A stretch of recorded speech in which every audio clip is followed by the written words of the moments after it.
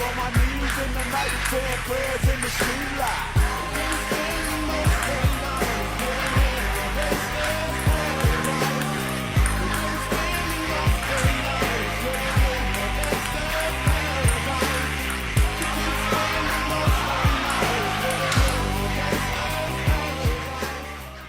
Welcome back to the Professor Penn podcast, episode 49.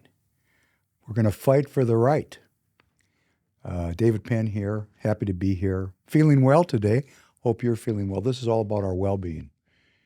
It's not about our material well-being alone. It's about our entire global well-being. The material is one dimension. We've got our internal power, our external power, and our spiritual power.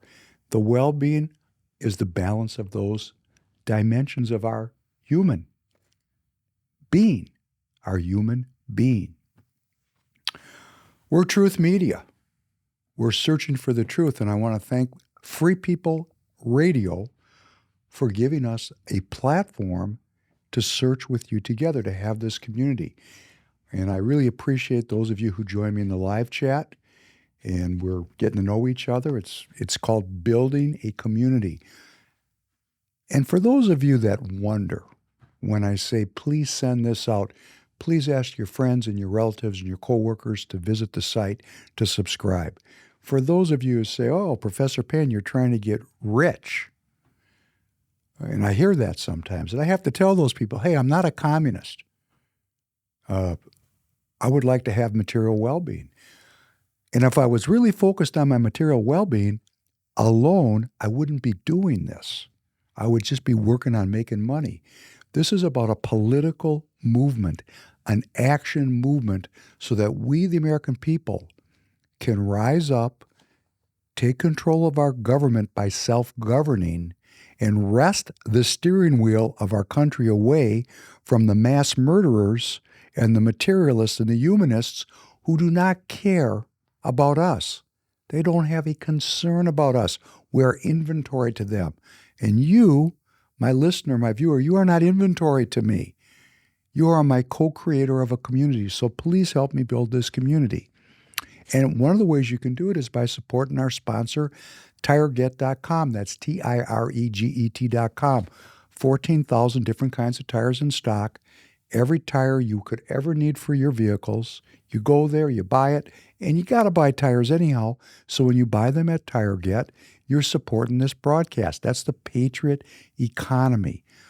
We see what happens when the people turn their back on brands and boycott brands because of their quote-unquote wokeness. We're doing a great job of breaking people. Let's do an equally good job of making people. Let's find the companies and the people that are supporting this movement, and please spend your money with those companies and those people because they're giving everything they have to the movement. That would be me, Professor Penn. PrecinctStrategy.com. Every time we bring it up, because every time we have a new viewer or a new listener, and that one new person may have never heard before, PrecinctStrategy.com, where you, if you're new to the community, can go for a tutorial to learn everything you need to know to get into the game of politics. Get off the bench, get in the game, make your will part of the equation. You may choose to get involved in your political party, your local political unit. And all politics is local. What they're trying to scam us with, the con is, oh, it's the presidential election. Oh, it's global governance. It's about governance that's so far above our heads, we don't even know who's doing what to whom and to why. But when we're in our own neighborhood, when we're working with our neighbors and our friends, our coworkers, when we're concerned about our school boards and our city councils, in our local Senate district, in our local legislative district, when we're paying attention to the state that we're in, we have reclaimed and regained our political power, the power that was given to us by the founders of this country who said, we hold these truths to be self-evident, that all men and women are created equal, that they are endowed by their Creator with certain unalienable rights, that among these are life, liberty, and the pursuit of happiness, that to secure these rights, governments are instituted among men, deriving their just powers from the consent of the governed. The founding documents indicate there's a relationship between the governed and the governors, that the governors, the rulers, the elected officials, get their legitimacy from the consent of we the people. Well, if we the people don't pay attention, they just assume that we are agreeing and that we consent. The box is checked unless we uncheck the box. Well, let's uncheck the box and make these people earn our consent. This is where the whole thing has gone wrong, right? That's funny. This is where the whole thing has gone wrong, right? Wrong, right, right. It's yin yang. This is where the thing has gone off the rails. We have become disengaged because of the incredible prosperity and safety and peace that America has provided for its citizens since the end of World War II in what they call the post-democrat liberal order. And what happened was, with all that safety and all that prosperity, we, the American people, quit paying attention. We believed there was a social compact between us, the governed, and our governors, and that we were consenting to their rule because they cared about us. And now we're waking up here in 2023 and we're finding out they don't give a bleep about us. They couldn't care less about us. They're playing a completely different game, and we've become inventory to them, inventory to be exploited. And I'm not going to accept that. My I statement, I'm not going to tell you what to do. I'm going to tell you what I'm doing. I am not accepting a role as inventory. I am not accepting a world in which there is no spiritual world. I'm not going to accept them turning everything into the scientific method and expunging my faith. I'm not going to accept 60% of my fellow citizens having chronic diseases. And I'm going to share, and we'll talk about it. I've had to heal myself of diseases, and I have actually healed myself of one, and I'm well down the road of healing myself of another, because we have the power to heal. It's just not taught to us. In fact, we're taught to get sick. I was looking in the newspaper today, and I'm going to cover this in a subsequent podcast in more depth and detail, but the headline was, cancer rates are exploding. See how upset I get? When I get upset, I lose my eloquence. I'm working on that. That's the artistry part, trying to always improve. Like we started with Bruce Lee playing ping pong with nunchucks. Come on. This is incredible. Go watch it again. Artistry. Now, I'm not saying I'm in Bruce Lee's minor leagues. I'm in David Penn's major league. What I'm concerned about is my own artistry. I'm inspired by Bruce Lee. What he did is so supernatural. It's inspiring to see that. Please go watch it again. But what I'm really concerned about is my own artistry, and I notice that when I get upset, I get mumble-mouthed. So thank you for letting me work on it. We're working on our artistry together. It's very important. Artistry is the solution to depravity. Artistry is the antidote to depravity. And we're in a depraved world that needs artistry and art and beauty and training. And that's what we're working on here together. But we have this exploding cancer rate.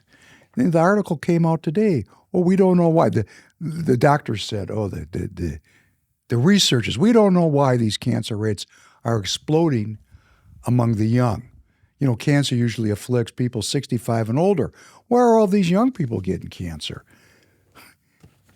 And, we're supposed to listen to that and go, oh, it's a mystery. Well, it's not a mystery to me, and I hope it's not a mystery to you. We're living in a biological, radiological, and chemical killing zone which our elites have allowed to be created by a technocracy, a group of companies that either for profit motives or control motives or just being stupid, it doesn't really matter why. They're killing us. They're killing us. Our food is full of additives that are carcinogenic.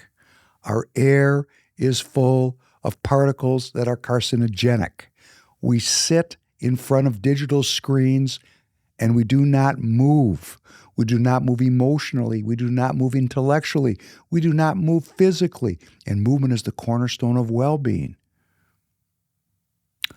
We're bathed in radiation, bathed in it every day. We feel bad. We're diminished. We're disempowered. We're atomized. We don't have friends. We don't know who our neighbors are. We don't know who our children are. We don't know who our parents are. We're all alone living in a toxic soup. And the doctors say, we don't know why cancer is exploding. Cancer rates are exploding because we're in a killing zone. And that's why our movement, this American Citizens Movement, is about restoring the well-being of the American people and the American community. And we can do it when we realize we're being killed. The first step is to take that red pill and understand that what we accept as reality, we've checked that box of consent. Uncheck that box. Do not consent. I do not agree with the rules that allow me to be poisoned. I just don't agree with that. We need to get control of our local governance and work our way up from the precinct to the Senate district, to the state, to the nation. And that's where we stop. We have no ambition as American citizens to have a say in what's going on in China. Let the Chinese do their own thing. We don't need to be involved. Our founding fathers cautioned us, and they said, this would be George Washington, beware of foreign entanglements. This whole foreign entanglement thing comes from the idea of empire, the British Empire, which we tried to get divorced from and failed. We're now in an Anglo-American empire. The British sit behind and operate us like marionette dolls. Bleep these people. We need to get control of our own self-governance first, to be self-governing. Control our own self-governance to whatever extent we can, and we build out from there. And we have the opportunity of gaining supernatural assistance by praying together as a community. Blessed are you, God and King of all worlds. Thank you for creating the light and the dark. Blessed are you, God and King of all worlds. Thank you for creating me in your image. Blessed are you, God and King of all worlds. Thank you for making me an American. Blessed are you, God and King of all worlds. Thank you for making me free. Blessed are you, God and King of all worlds. Thank you for healing the blind. Blessed are you, God and King of all worlds. Thank you for feeding the people. Blessed are you, God and King of all worlds. Thank you for releasing the bound. Blessed are you, God and King of all worlds. Thank you for raising up the downtrodden. Blessed are you, God and King of all worlds. Thank you for creating the heavens and the earth. Blessed are you, God and King of all worlds. Thank you for providing for all my needs. Blessed are you, God and King of all worlds. Thank you for directing my path. Blessed are you, God and King of all worlds. Thank you for our America and our American courage. Blessed are you, God and King of all worlds. Thank you for crowning America with glory. Blessed are you, God and King of all worlds. Thank you for restoring strength to the weary. Why do we pray? Why do we pray? This is training. We pray because we train through prayer. This is how we connect to the spiritual world. Meditation and prayer, contemplation, study. Very important that I do that. I try to do it. In fact, I just said to myself yesterday, I've gotten so involved in this political, I get up every morning at 5 o'clock. I've been getting up every morning at 5 o'clock for decades. And I used to work out every morning from 5 to 7 a.m. I got 2 hours in before the day started. Then if I had another workout later in the day, it was a 2-a-day. That was a blessed day. But now I get up and I read. I would go over all the news. I try to get my podcast scripts together. And it just occurred to me, the greatest source of information for my podcast scripts is my time spent in prayer. So this morning, instead of sitting at my table and reading the news and listening to the news and thinking about what I was going to share, I went down into my sanctum, and you have to have a special place. This is another thing. When you start to pray and you start to work out, and I'm sure you're doing it, but let's say you're not, or let's say you are and you've never really thought it through. You have to have a special place where you do your thing. Place and thing are old concepts, place and thing. You have to have a special place where you do your special thing. So I went downstairs into my special place and I did my thing. And I was telling Tanner, remember I walked in telling you I actually feel good today? Yeah. Well, now you know why. Because I always act like I'm feeling good, but most of the time I'm horrified because what I see is so horrified, but I try to be upbeat, in a good mood, because my good mood spreads to other people. But inside, I generally do not feel that great because I'm very painfully aware of what's going on. Today I prayed and I'm full of good energy and I shared it with Tanner and I just figured out why. So thank you for humoring me. Now, there's something I want to share that's very political, and people are going to take it as religious. I don't see it as religious. I see it as purely political, because religion and politics are actually the same thing. That's why such a great con is being made to tell us that religion and politics are separate. That disempowers us. And the secular humanists, the word secular is a con. The humanists, the religion of humanism, which controls all of our institutions, our Hollywood, our media, our institutions of higher learning, our corporations, and our governance, our courts, our law schools, they're all humanists. They're all practicing the religion of humanism. That being, the intellect of man is the supreme force in the world, and the intellect of man will shape the biological destiny of man. That's humanism. It is a direct attack on and contradiction to the Judeo-Christian root of our culture, which acknowledges God as the architect of our biology and that God's plans will be fulfilled. So we got man's plans versus God's plans, and there's 7 deadly sins, and arrogance is one of them, and this is the arrogance of man's intellect. So if you think about 7 deadly sins, and there's 7 seals that get broken in the approach to like the final battle. And I'm not saying I know it's the final battle. I'm just talking about the metaphor or the poems that underline all of our thinking. We all know that there's an apocalyptic prediction that is in the Islamic tradition, in the Jewish tradition, it's in the Christian tradition. And part of the Christian tradition is the idea that there's 7 seals and they were broken that allowed evil to come into the world. Well, there's 7 deadly sins. Is there a relationship between 7 deadly sins and 7 seals that were broken in our hoary generation, our faithless generation? Human arrogance, pride, that seal has been broken. We believe as human beings that our intellect is supreme in this world.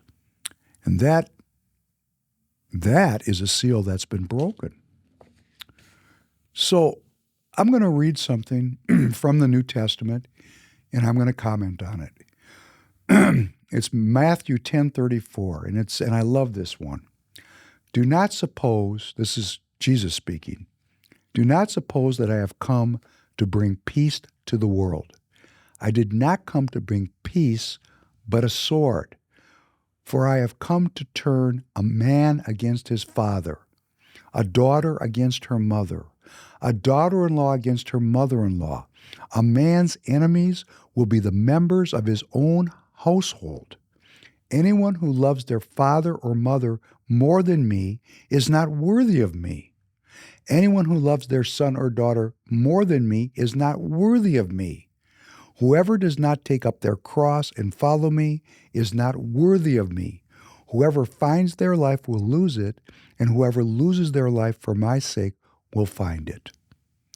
And I'm just bringing this up and commenting on this because I know that those of us that are in the American Citizens Movement have lost friends, we've lost family members, people look at us as extremists, we suffer hatred, I've suffered physical attack, just for believing in the well-being of the American citizens, in believing in a nation state, the United States of America, in loving my neighbor as I love myself. I'm attacked for this. So for those of you who have lost a parent or a child because of your political belief or your forming belief in the goodness of America, the goodness of self-governance, this has foretold this separation between faithlessness and the faithful. This is part of the process. There's this continuous pressure on us for unity, to separate religion and politics, to separate our beliefs from our everyday life. And that's a con. If someone in my life wants to reject me for what I believe, I accept their rejection. I'm not going to chase them into hell. I'm going to seek the kingdom of heaven. For those that don't want to or don't understand it, this is America. They are free to seek any outcome to pursue their happiness as they see fit. And if they choose to hate me because I'm a believer and that I'm trying to ensue the two great commandments in my life, in every relationship, in every word that comes out of my mouth, if I'm going to be hated for that, please hate me. Reject me, scorn me, kill me if you will. But I will hold to those two great commandments till my last breath. Quibble. We're going to talk about quibble. This is going to be very interesting. Tanner, can you play this Marine recounting his experience in the withdrawal from Afghanistan? About 1730, Staff Sergeant Darren Hoover, friend and mentor.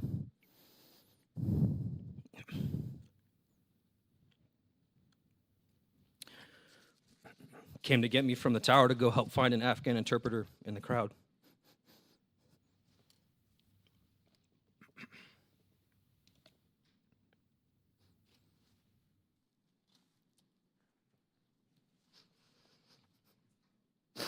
This Marine is crying if you're an audio listener.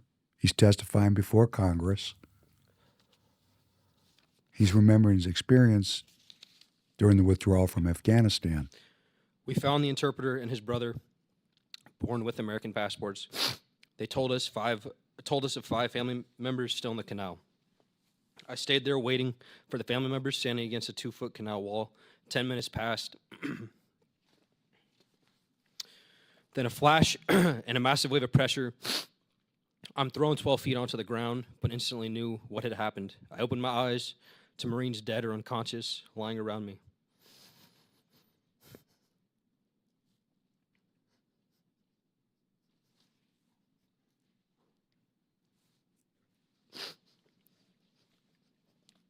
He's crying again. Crying again. Can't even look at the camera. Can't look up. He's so torn up by what happened to him.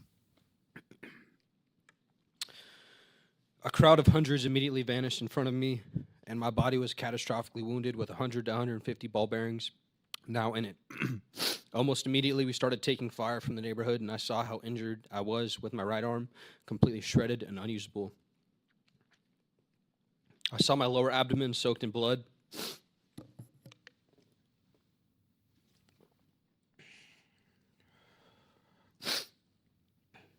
I crawled backwards roughly 7 feet because I thought I was still in harm's way. My body was overwhelmed from the trauma of the blast. My abdomen had been ripped open. Every inch of my exposed body, except for my face, took ball bearings and shrapnel. I tried to get up, but could not. Laying there for a few minutes, I started to lose consciousness when I heard Chaz, my team leader, screaming my name as he ran to me. His voice calling to me kept me awake.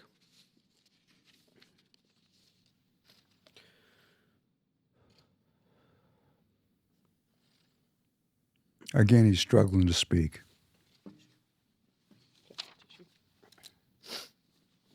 He's asking for tissue to wipe the tears out of his eyes. This man's obviously suffering from PTSD. When he got to me, he dragged me to safety and immediately started triaging me, tying tourniquets on my limbs and doing anything he could to stop the bleeding and start plugging wounds with the help of the other Marines. I was awake through most of it, screaming, moaning, and cursing. I ask you to please ask me about getting shot at the tower in Abbey Gate and how no one wanted my report post-blast. Even NCIS and the FBI failed to interview me. Ask me to elaborate on my ordeal post-blast, and ask me about this one little girl and her family that I reunited. Our military members and veterans deserve our best because that is what we give to America. The withdrawal was a catastrophe in my opinion, and there was an inexcusable lack of accountability and negligence. The 11 Marines, 1 sailor, and 1 soldier that were murdered that day have not been answered for. Thank you for giving me this opportunity to speak. Ooh, even watching that is painful for me. We're in the American Citizens Movement. We're concerned with the well-being of every single American citizen. Taking 100 to 150 ball bearings is the opposite of well-being. The fact that this man lived is a miracle. So this is this dramatic and heart-rending testimony about the deaths of 13 service members as the Biden administration withdrew our service people out of Afghanistan. We all remember it. Terrifying, horrifying, just crazy. It's crazy making. Now let's see what the current spokesperson of the U.S.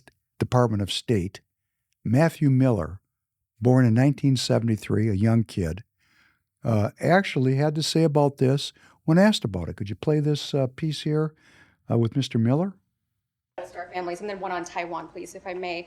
I think these families feel at the very least they deserve some sort of an apology. Do you think that state can admit that some mistakes were made during this withdrawal?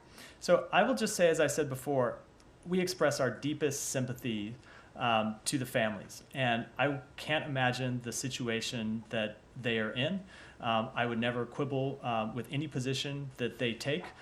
We, of course, the administration made policy choices that we believe in.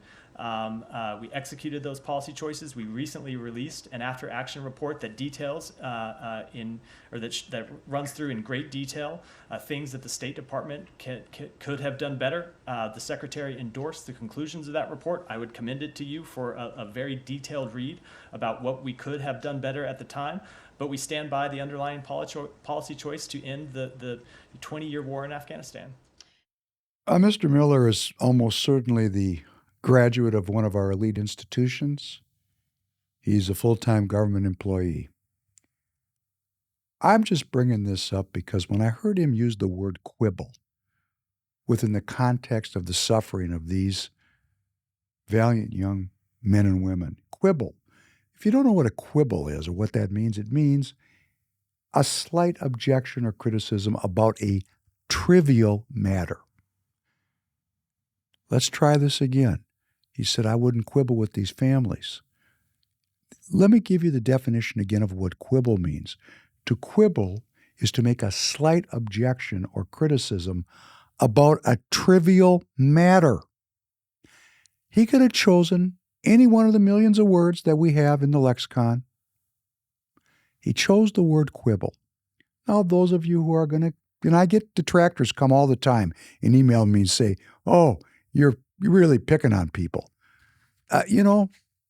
Yes, he might have just been dumb. Could have been dumb.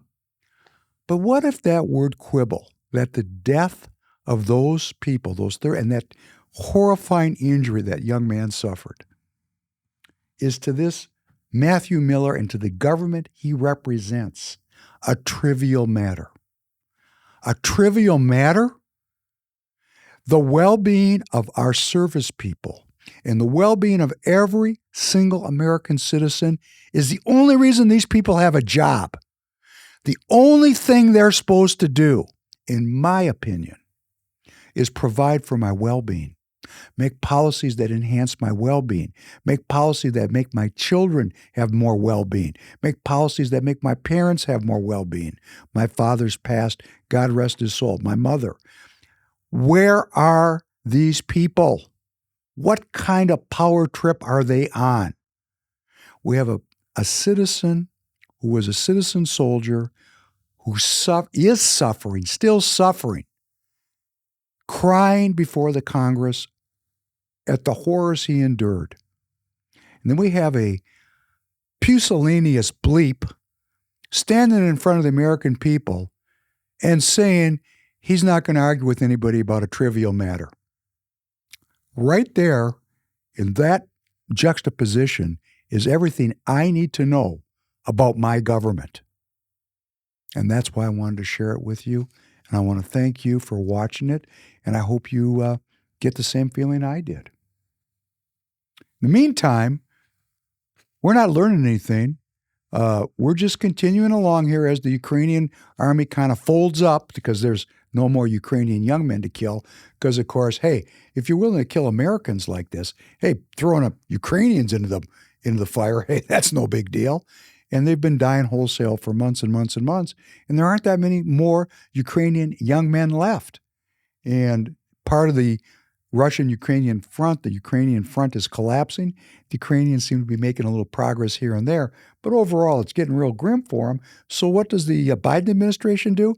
They immediately make an appeal for an emergency expenditure.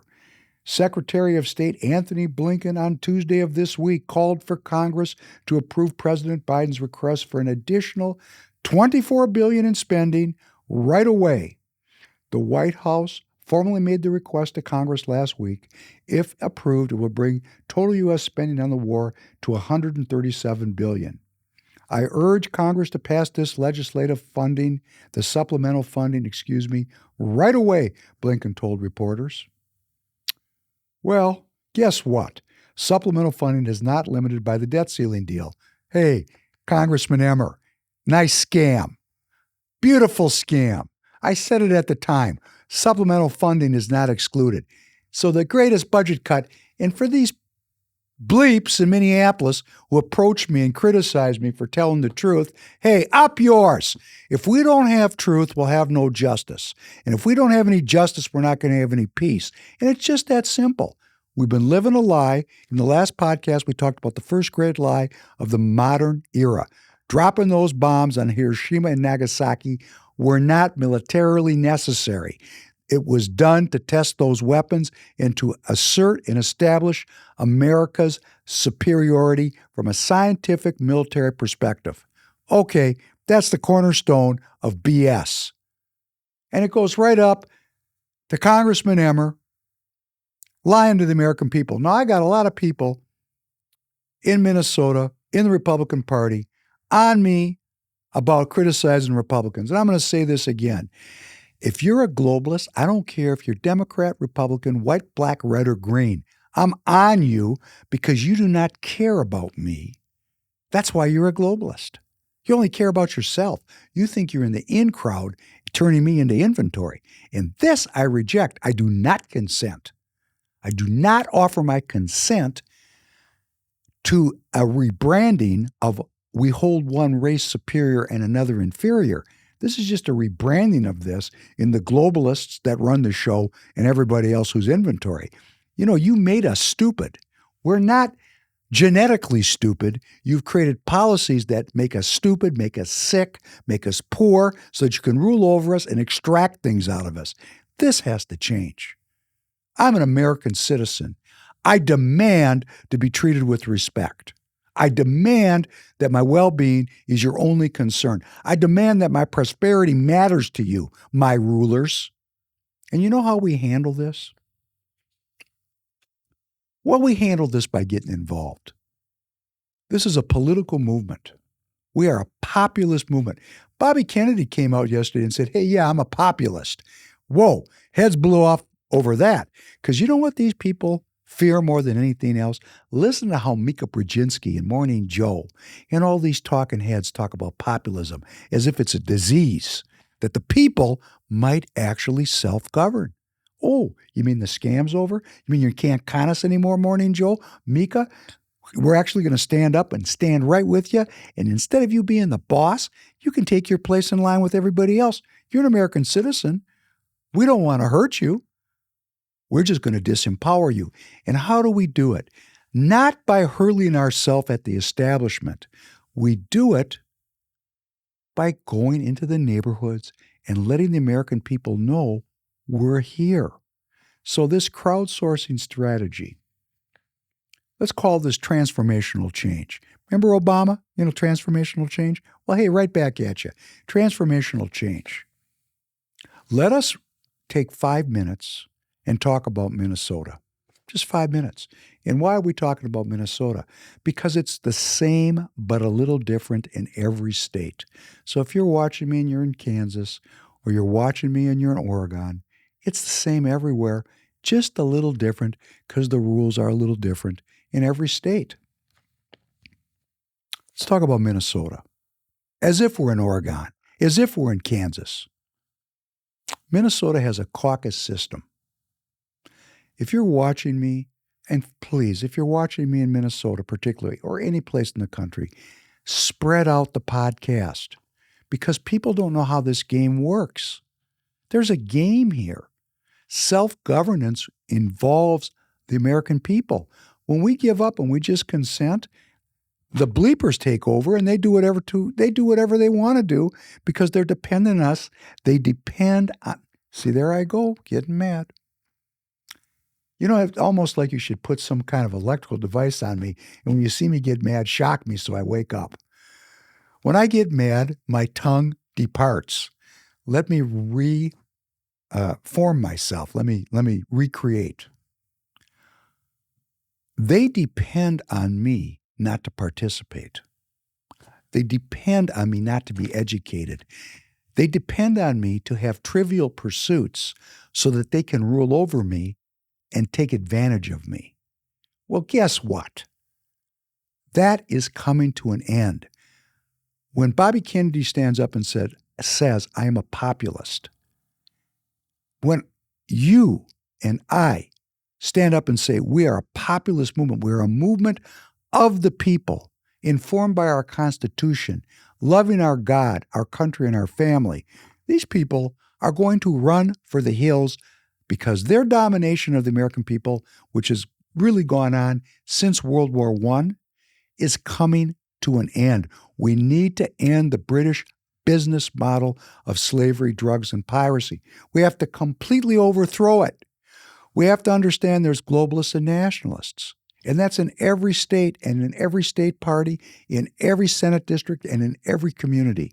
So in Minnesota, if you're hearing this and you send this out, we need more people to understand we have a caucus system. On February 27th of 2024, at your local high school or your local community center, your precinct, your neighborhood will come together in a room, and your neighbors will elect delegates to the next Republican Party Senate District Convention, which will be held several months later. When you go with your neighbors and elect each other as delegates, you will have a stake in the game. This will allow you to go to that Republican Party convention, and your vote will count. That's where you'll go to support the candidate of your choice for your local legislature, for state senate, for national senate. You'll be asked to have a straw poll who you support for the presidential election. Your vote will count. Your will be felt. You'll be part of self-governance. So it is very important that we get out into our local neighborhoods. I walk my neighborhood, I'm shaking everybody's hands. Very soon I'm going to invite everybody for a barbecue. I don't tell them I'm Republicans. Most of them are Democrats. They don't even know that doesn't matter, Republican and Democrat. Most of them don't understand it's globalists and nationalists. We got to talk to people. We have to upgrade the dialogue so people can escape the con. Right now, we're all marks. When we understand that the globalists are conning us to fight as Democrats and Republicans, like Shias and Sunnis, like the North and the South, like men and women, any fight that ties us up and drains our energy so that we don't see that there's a globalist cabal that is seeking complete and total domination of the world under the guise of climate change, under the guise of social equity, and under the guise of democracy, which is their three scams. If we don't get this to the American people, we lose our freedom. So in Minnesota, spread the word. Let's bring our neighbors to the February 27th caucus. Let's elect our neighbors as delegates. Let us go to the Republican Party convention in our Senate district, which will be also at the local high school. Let us involve ourselves in self-governance. First of all, it's a well-being experience. Helplessness is the opposite of well-being. And for those of us who are not playing in the game, we're helpless. We've checked the box of consent, and whatever happens, so be it. Well, what they have in mind for me is my complete and utter domination. My complete and shock me, would you? I get mad I can't talk. Isn't that funny? What these rulers have in mind for Professor Penn is my complete and utter subjugation to the slavery, drugs, and piracy business model. I joined the party. I'm a delegate. I got a stake in the game. I got a seat at the table. And up yours, I don't care who you are. If you're a globalist, I'm calling you out. So let me call one out right now. Let's just play a couple minutes of Patty Acomb, who is the state representative in my area, 45B in Minnesota. Let's just look at her for a minute or two. Oh, how we long for the kind of Minnesota spring that recharges the spirit. But this time around, we're faced with the pandemic, risky politics, a failing economy, and global warming. Patty Acomb co-chairs the Climate Change Action Caucus in the Minnesota House. We're here to share our package of proposals for climate actions that we can take on this session. There's a lot of action needed. Patty and other Minnesotans are well aware of this. But farmers are also saying something else. They're saying, we want to be a part of the solution. Electric buses are already on the roads in many of our cities, but the funding in the bill would help clean up our air. We are nearing the 50th anniversary of Earth Day, but we're not even close to environmental justice at all. The Minnesota Climate Action Caucus is headed by Representative Patty Acomb. Welcome to Democratic Visions. Well, thank you, Jeff. It's great to be here. How long has this been a caucus? Okay, that's enough. I'm already tired of this woman, and she's just going to meander on. Now, I don't know if Patty Acomb is evil or stupid. She's one or the other. She's either evil or stupid. She may believe the drivel that's going to come out of her mouth. She's going to talk about how the world's coming to an end. She's part of the long con. She's a graduate of the University of Minnesota, which I'm very familiar with. My dad taught there for 50 years. That's a factory of turning out dummies. In fact, my father tried to turn out smart people. And you know what they did to my dad? And I've said this before. My dad actually believed in critical thinking. You know, he was a lefty, but he believed in critical thinking. And I think he would be proud of me if he was alive today because he would see himself in me. He probably wouldn't like my politics, but I'd like to harbor the belief that he was an independent thinker and he would start to see what a scam this was. He taught there for 50 years. And I'm telling you, I cannot express to you how stupid I think these people are. They're part of a cult. Now, they think I'm part of a cult. They think, oh, well, Professor Penn, you believe in God. You're an idiot. Yeah, okay, great. You're part of a long line of idiots that go back to 1880, and you're just similarly enculturated in a cult.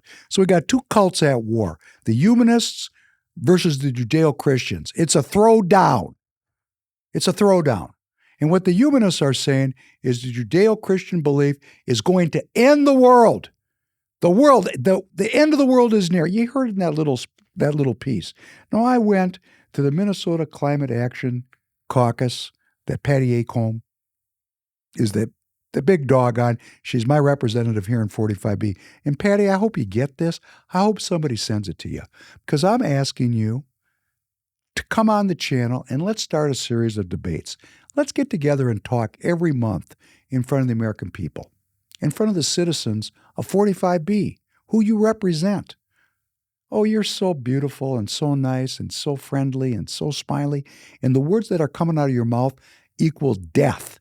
And I think you either know it and you're evil, or you're stupid, and I'd like to help you get smarter. And I know that's mean, but you think I'm stupid, because I'm going to say right now, I go right to your website, and the first thing across the top it says, the scientific evidence for climate change is indisputable.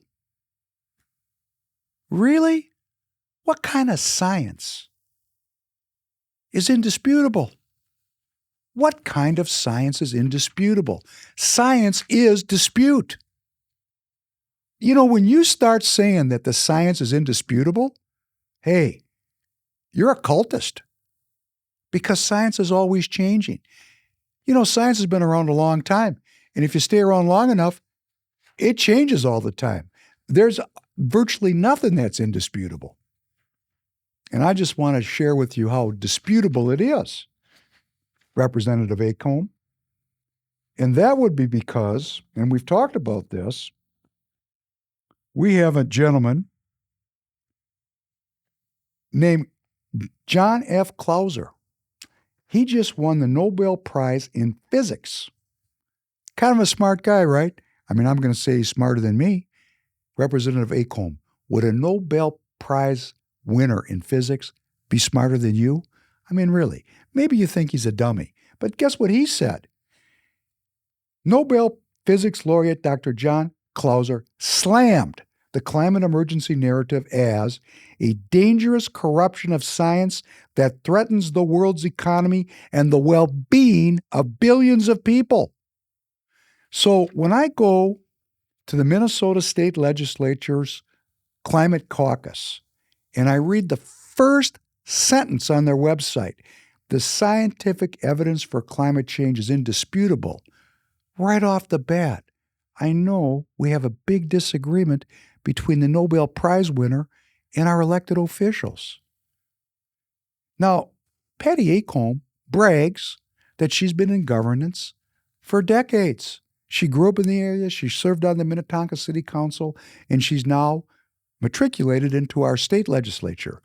And her husband, Craig, worked for Minnesota government for 15 years and then followed that up with 6 years working for an allied nonprofit. So he has 21 years of his life tied up in state government activities. Representative Acomb is a professional politician. These people make their money from the business model of slavery, drugs, and piracy. Now, they may not understand it. And I kind of suspect they don't, because it's very easy to get caught up when you're on the payroll with the ideals and goals and strategies of the paymaster, because there's a paymaster. She's getting a paycheck every month from the government. Her husband got a paycheck every month from the government. They're on the payroll. The payroll. They don't have independent thinking like Professor Penn. I'm not getting any money from the government. In fact, the only time the government shows up is they're taking my money. So that kind of makes me an independent thinker. And I would like to ask you, Representative Acomb, to start to meet with me on camera, because you might have a lot of information, and I'm sure you do have a lot of information that I need to be confronted with, and I'm willing to get the bleep kicked out of me on many different debates, because what I'm going to do between the debates is I'm going to go take what you put out as information and I'm going to research it. And what I'm going to find out is there's two sides to this football, that whatever you're going to bring forward, there's going to be, and it's also sad. And then eventually we're going to get down to it. Do you believe in God? And you're going to probably say, well, I have no idea what you're going to say. But let's say you say yes. Well, if the answer is yes, then why are all the policies that the Climate Caucus is proposing diminishing faith in God? Like I'm not supposed to eat meat because, the cows, they're farting and it's putting out greenhouse gases and that's screwing up the environment. So they have their principles and they all sound great. They all sound great. All the principles are great. And to all the Republicans who've been waiting for me to start working on the Democrats, well, here we go. We're going to start working on the Democrats now because they're not Democrats. They're globalists. Representative Acomb and the Minnesota Climate Caucus are pitching the same thing the World Economic Forum is pitching. Exactly the same thing. Climate catastrophe, social equity, and democracy. That's what these people are pitching. I mean, they even say in their prolific text, listen to this one. Listen to this one. They've weaved this into the climate crisis narrative. Address social inequities without targeted action, which would mean giving people money. Climate change will make existing inequalities worse. Actions must focus on mitigating the increased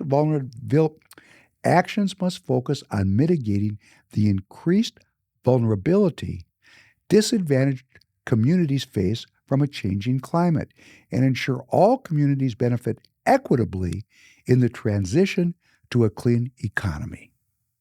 Let me unpack that for you. What this means is they're going to make everybody poor, okay? Their goal, they have a very clear goal about what they're trying to accomplish. Their goal is a 45% reduction in greenhouse gas emissions by 2030 to achieve a carbon-free future by 2050. And we've got a Nobel Prize laureate in physics, no less, not in poetry. He's not a poet. He's a physicist who's saying this is a con. Now, why would they be conning us into going carbon-free? Because doesn't that sound great, carbon-free? It's a cover-up for what we would call deindustrialization, because the only way to achieve a carbon-free future is to deindustrialize. And what does that mean? That means that David Penn, American citizen, is poor. Poor, poor, poor. No car, no single-family dwelling, no consumer goods, no meat, no natural foods, no land ownership. All these things are being identified as contributing to the end of the world. Now, who's going to get the goods, the goodies out of this? That'd be the Patty Acombs of the world. She's thrown in with this because, she's working for the government. She's going to have her car. She's important. She's going to go to any party she wants to because she's important. She's going to be able to travel and get on planes, have a car, whatever she wants. Her life's going on unchanged. Unchanged. And I'm not sure, but let's say she has an electronic vehicle and she's going home and she's plugging it in. Where's that energy coming from? Where is that energy coming from? What a scam. They're still burning fossil fuels to power that electricity. The whole thing is a joke. It's just meant to make everyone poor. Without targeted action, the target is me, taking all my things away.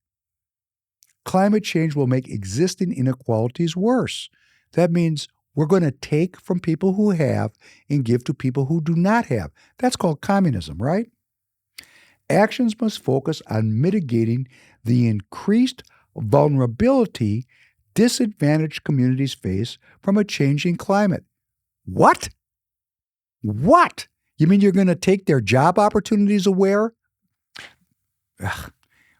You mean you plan to take their job opportunities away such that my wealth must be taxed away, the little wealth that I have? Because let us remember, Professor Penn is not a wealthy man.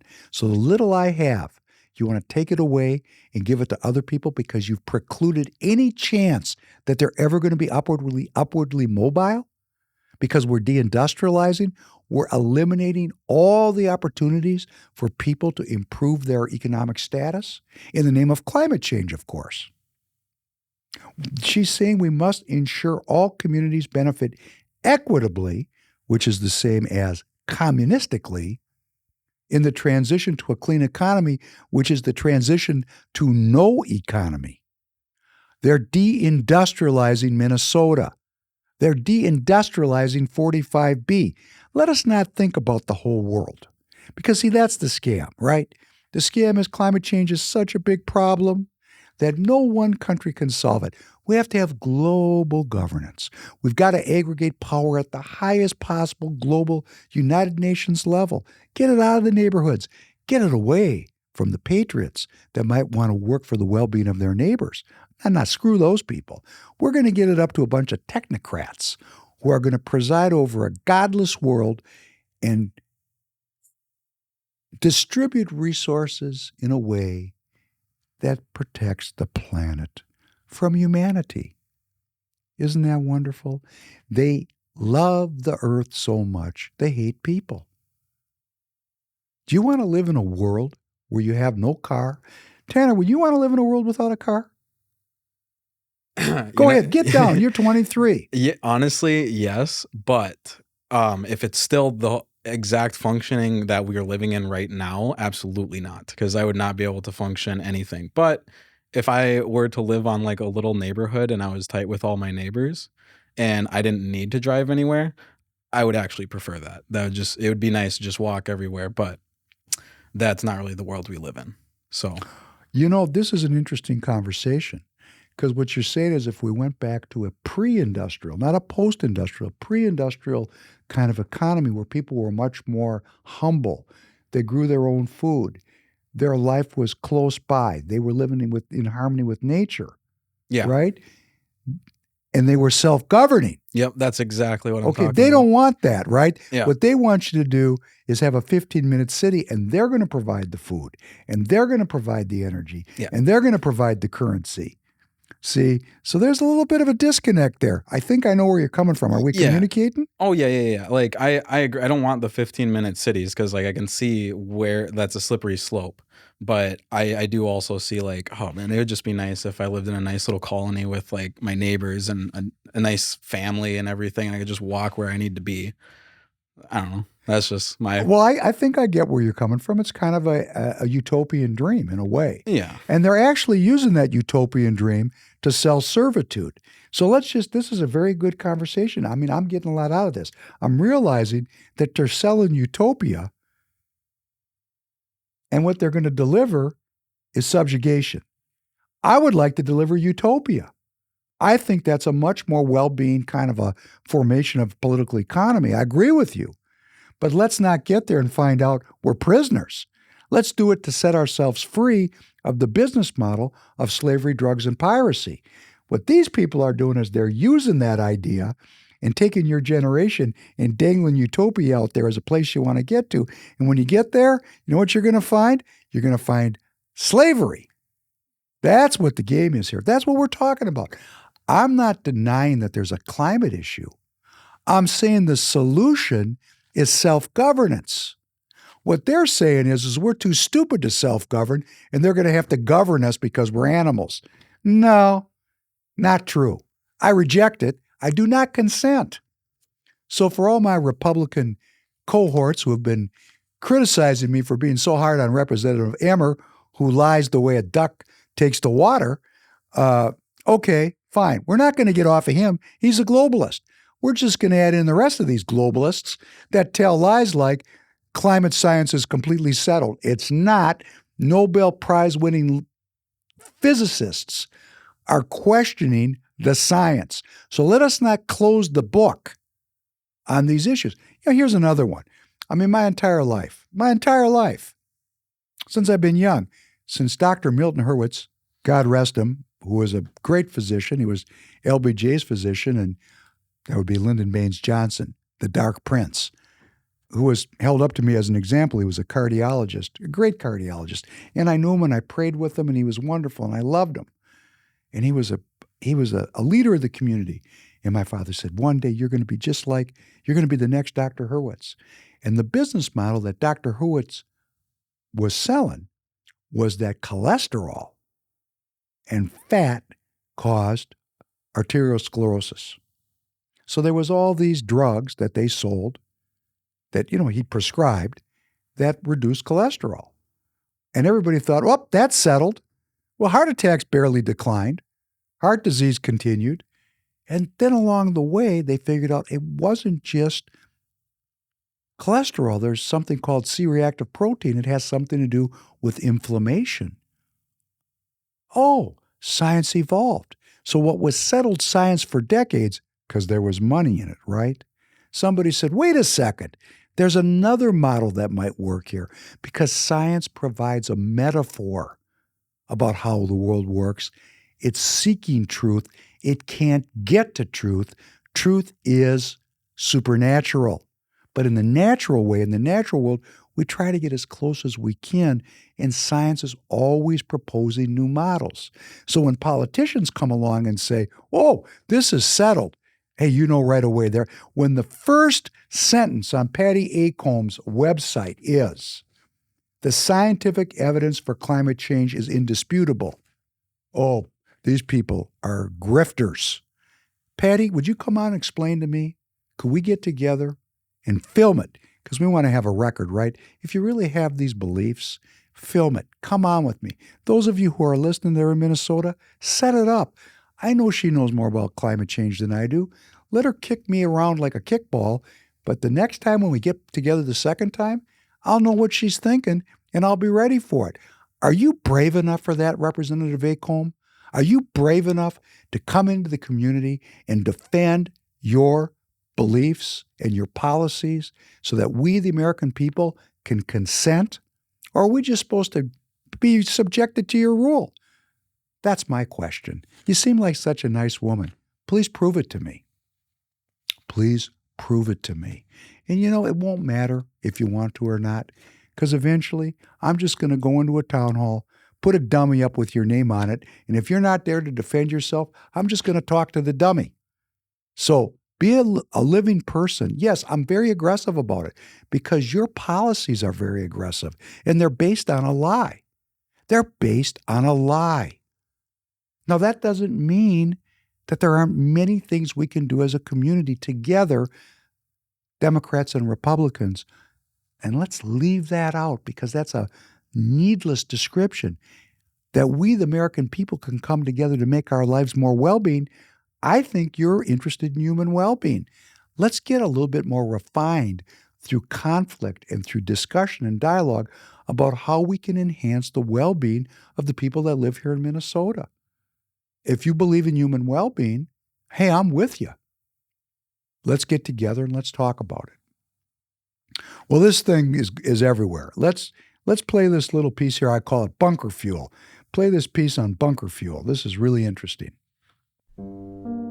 At any given moment, tens of thousands of giant cargo ships are moving around the world's oceans.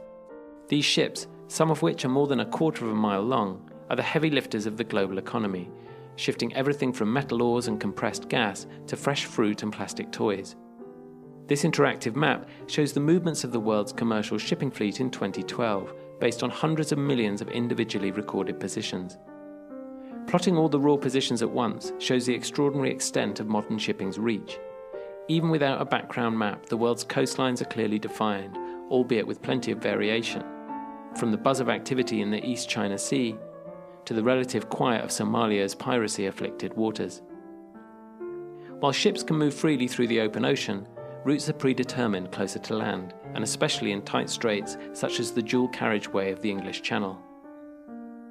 The most crucial shipping thoroughfares of all, though, are the man-made canals linking different bodies of water, such as the Panama Canal, opened a century ago to connect the Atlantic and Pacific Oceans, and the even older and busier Suez Canal, which saw 17,000 transits in 2012 alone.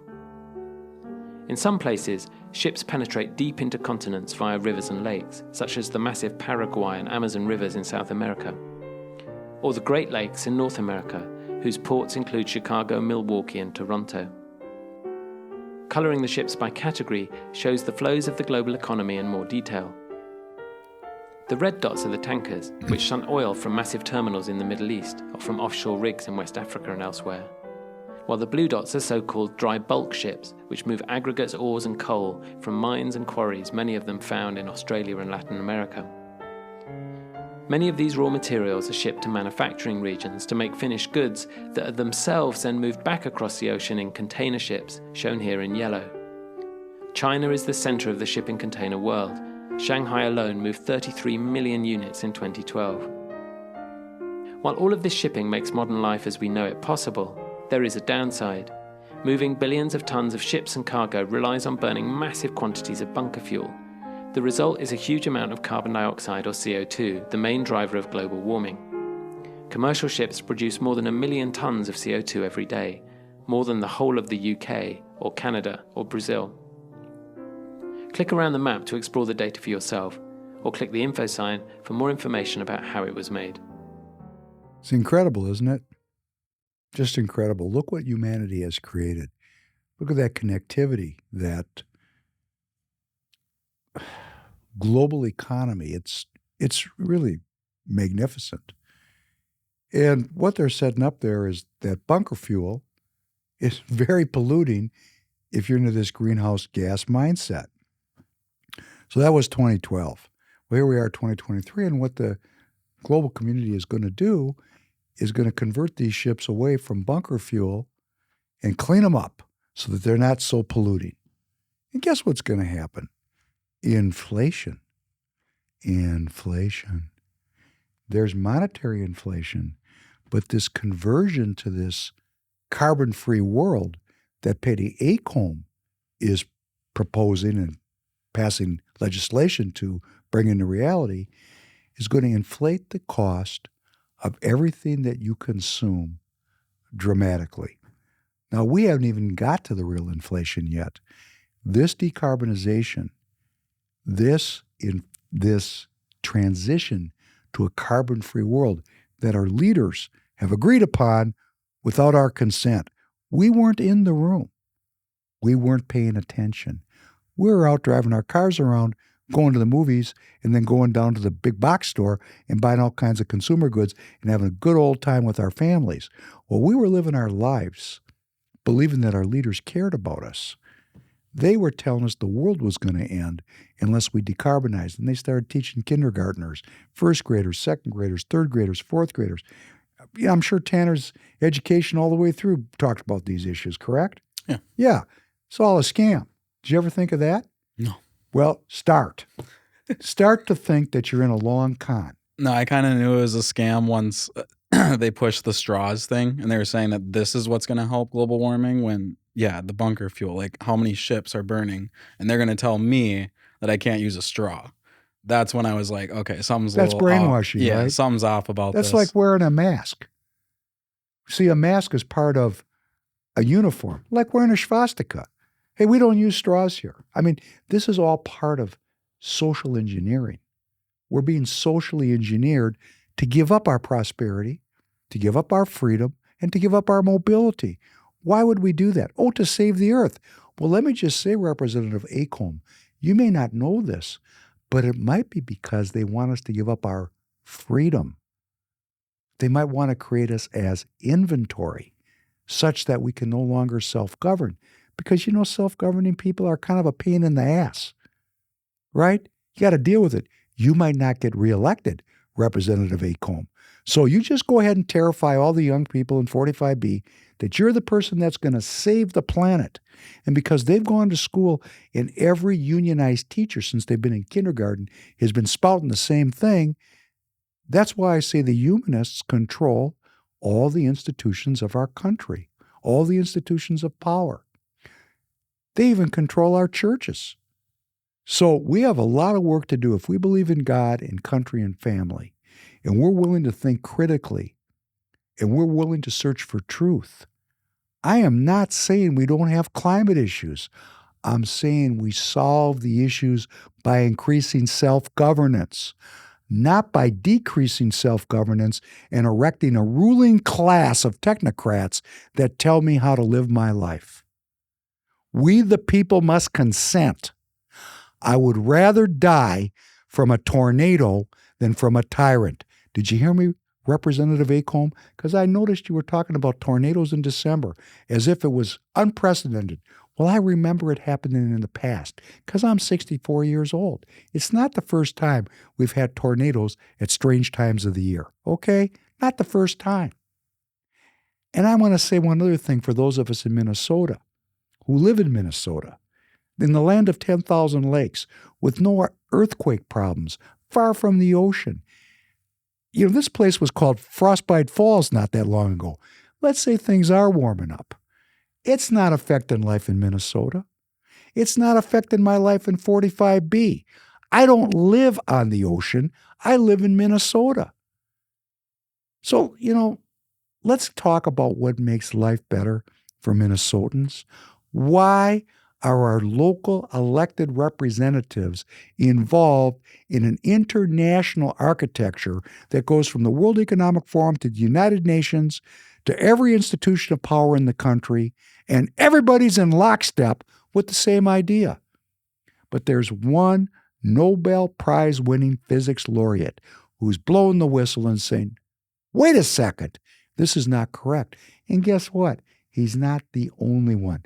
He's the only Nobel Prize-winning physicist.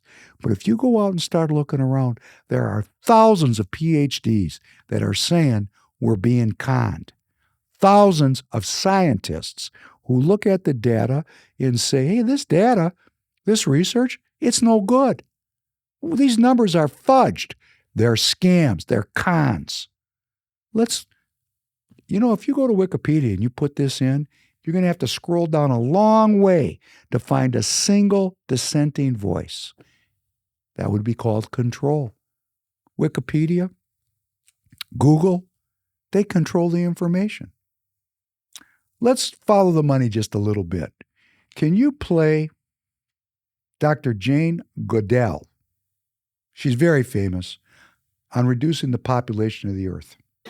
To stop land being used for cattle and growing grain for the billions of animals that we keep in our intensive farms. And then finally, we cannot hide away from human population growth because, you know, it underlies so many of the other problems. All these things we talk about wouldn't be a problem if there was the size of population that there was 500 years ago.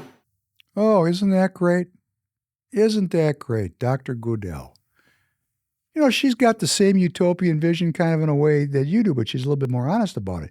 She's saying we wouldn't have any of today's problems if the population was reduced by 95%. I wonder if you're going to make the cut. I'd like to make it clear that I more meant I'm somebody who, like, I would be okay if computers were never invented. Like, I'm talking before. So is she. She'd be okay if you were never invented. Okay? Because what she's talking about here is reducing the population of the earth by 95%. And she's not the only one. She's obviously in the club, right? This is the Patty Acomb Club. This is the Population Reduction Club. We can't shy away from the human population problem. Well, you know, we wouldn't have any of these problems if the world was, 95% less humans. Go look up the Georgia Guidestones. It says right on one of the stones, the population of the earth should not exceed 500 million people. Well, that means 7 billion people got to get clipped out. Now, here's how these people think about it. Survival of the fittest. They're Darwinists. They're anti-Christ Darwinists. They used to just be racists. They've taken it up a notch. Now they figure, hey, black, white, or red, if you can get through this gauntlet, you're in the club. And if you don't make it, hey, tough shit. Bleep that one out. Sorry, these people make me really mad. You know, here's a very revered scientist, spent her life working with the apes, got the beautiful white hair. She's so soft-spoken, so gentle, kind of like Patty Acomb. Very soft-spoken and gentle. And what she's talking about is killing 95% of the people on the planet in front of a group, the World Economic Forum, that actually is the beneficiary and the recipient and the linear expression of the 1880s concept of Malthus, Darwin, Spencer, and Galton, all on the payroll of the British Crown, that came up with a scientific model that generated an explanation and they came up with a way to say that slavery, drugs, and piracy was okay because there's survival of the fittest, there's not enough resources, there's a competition to survive, and hey, if I'm strong enough to make you my slave, that's just okay. And they came up with a whole science to justify their business model. And we're living in it right now today. Here's a beautiful scientist, kind, gentle, and she's talking about we wouldn't have any problems if population was reduced by 95%. Come on, how can you even say something like that? The idea is not reducing population by 95% to solve our problems. The solution is self-governance and unleashing the creativity of the humanity, of human people, of humanity, to come up with a new way of organizing the world. The problem is the business model. The problem is not humanity. The problem is not, let me say it another way. The problem is kind of humanity. All the people that don't believe in God. That's the problem. Is that clear enough for my listeners and viewers? The problem is the people that want to kill me. That's the problem. It's the people that have me living in a environmental nightmare. Patty Acomb's worried about, climate change. I'm worried about the poisons they're putting in my water that are exploding cancer rates throughout the world. I'm worried about that kind of pollution. Let's talk about, let's solve the problems that's killing me today. Let's work on our self-governance. And I'll say again, I'd rather be killed by a tornado than killed by a tyrant. Let's get that on a T-shirt, Mr. Scott. I'd rather, a big tornado on the front and on the back, I'd rather be killed by a tornado than a tyrant. And I mean that. I mean that. Let Mother Nature take me out, not somebody dressed like Back the Blue. Well, let's talk about this centralization of governance that's associated with this whole scam. Let's play this piece with David Icke, Centralization of Governance. It's about 3 minutes long. I've been warning people in my books and in every other way I can that this world is controlled by a global network. I call it the cult. So what have I said in this 30 years that this cult wants?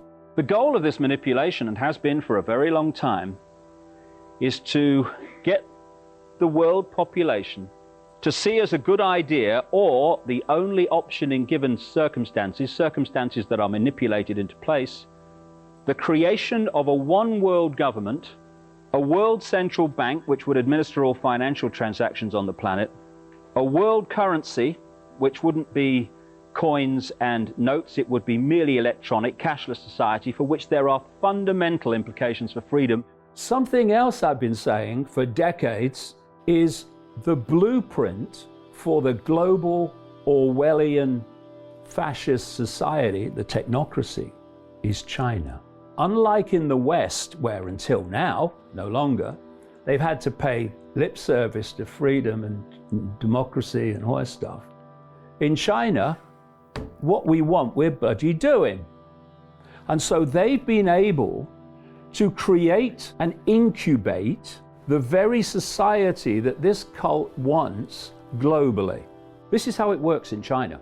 They have millions of face recognition cameras in their cities. And so as you're walking down the street, you are able to be tracked and identified literally in minutes. You are so tracked in detail in China that they know everything you do all the time. And AI is logging your behavior. And they have something called the social credit system.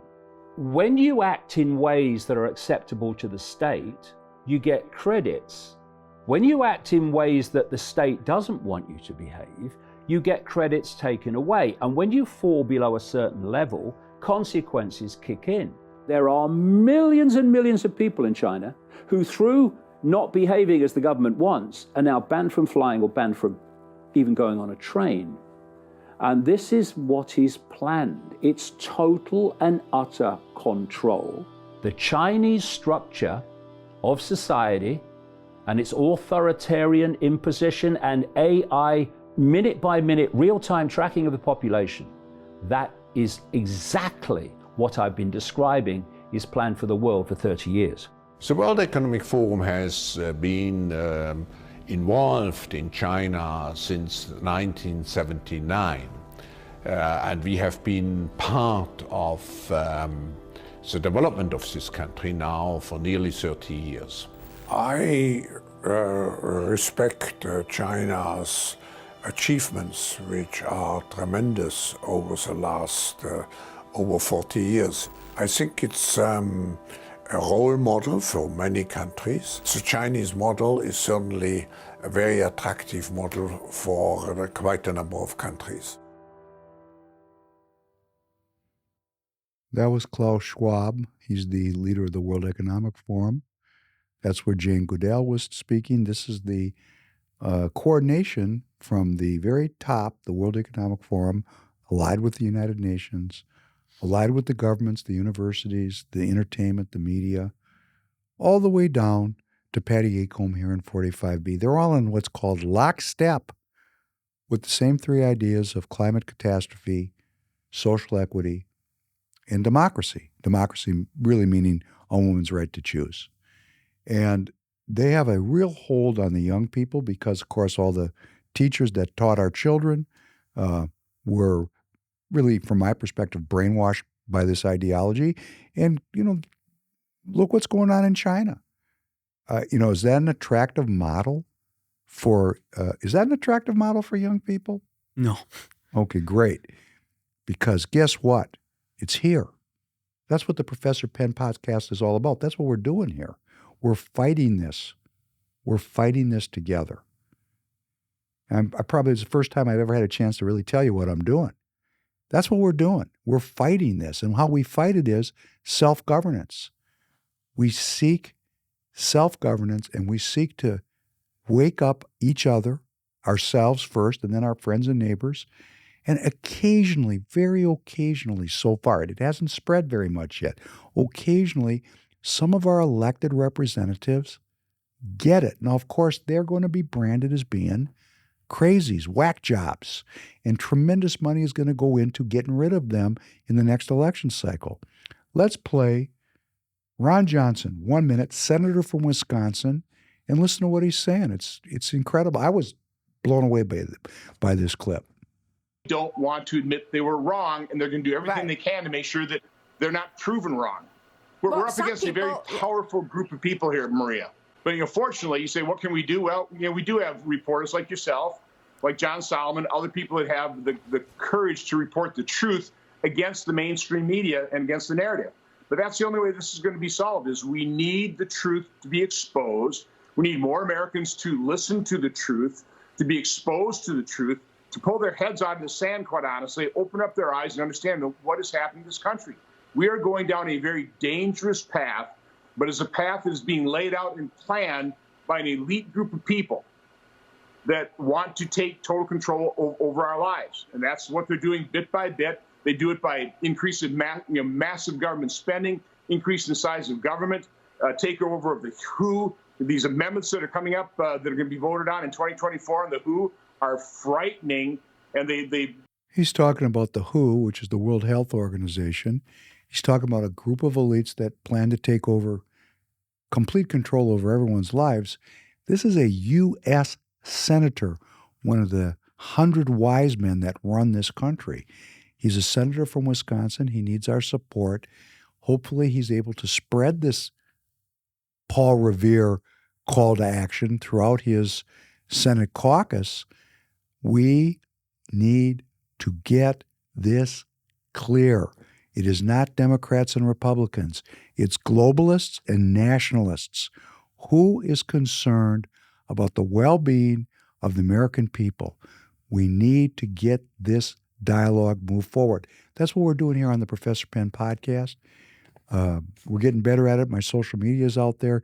You can join me on social media, X, Getter, Truth Social. I'm going to start trying to respond to people. Please take the short clips, send them out. You're going to see the short clips in your feeds. Send them out.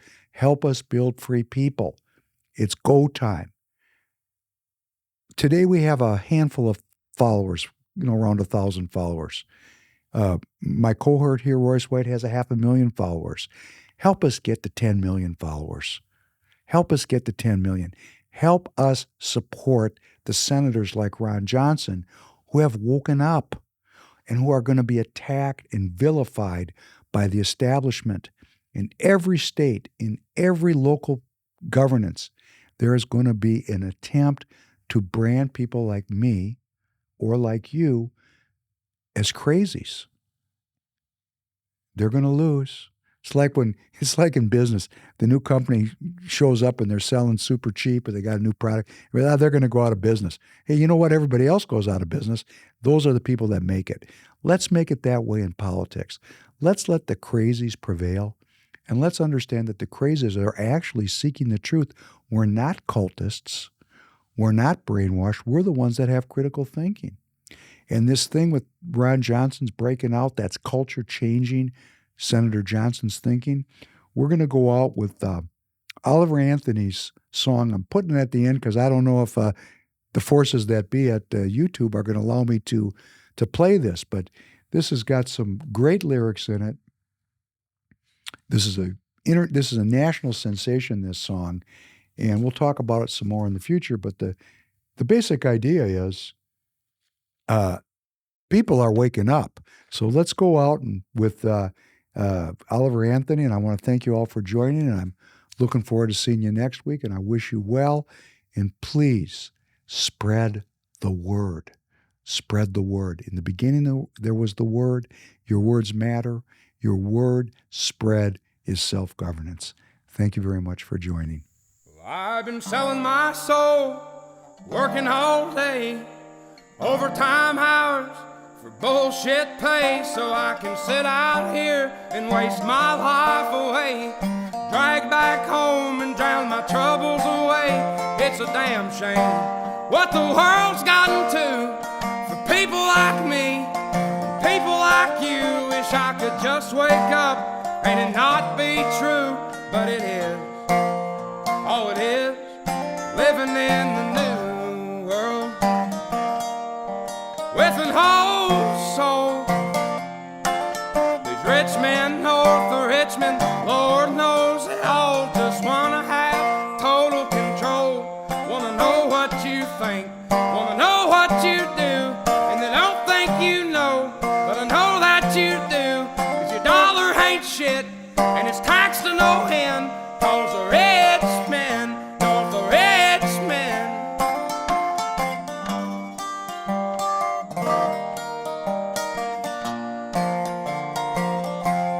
I wish politicians would look out for minors, and not just minors on an island somewhere. Lord, we got folks in the street, ain't got nothing to eat, and the obese milking welfare. Well, God, if you're 5'3" and you're 300 pounds, taxes ought not to pay for your bags of fudge rounds. Young men are putting themselves 6 feet in the ground, 'cause all this damn country does is keep on kicking them down. Lord, it's a damn shame what the world's gotten to for people like me, people like you. Wish I could just wake up and it not be true, but it is. Oh, it is living in the new world with an whole soul.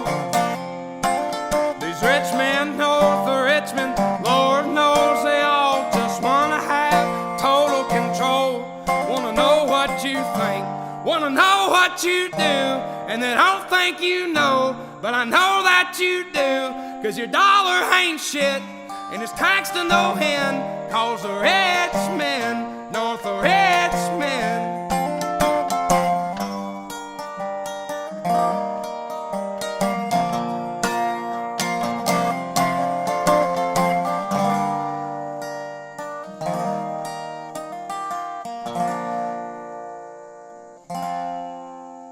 I've been selling my soul, working all day, overtime hours for bullshit pay.